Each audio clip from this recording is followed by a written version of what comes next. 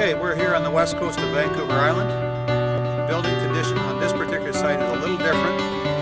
The footing has been covered, but the footing, instead of being a typical 16-inch, it had to go to 36 inches because of the soft soil with 8 inches thick.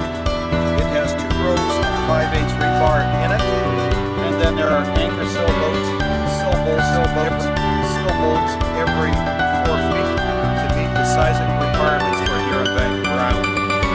We also placed a liner of foam against the foundation wall. We also chose to put the foam on the inside of the wall simply to prevent insects from getting into it. Our hopes in this way, the longevity of the building will be ensured. So I'm just about to start installing the hot water piping for this house. Not radiant hot water, but hot water for domestic use. Okay, we're here on the west coast of Vancouver Island. Building condition on this particular site is a little different. The footing has been covered. The footing, instead of being a typical 16-inch, it had to go to 36 inches, 8 inches thick. It has 2 rows of 5/8 rebar in it, and then there are anchor sill bolts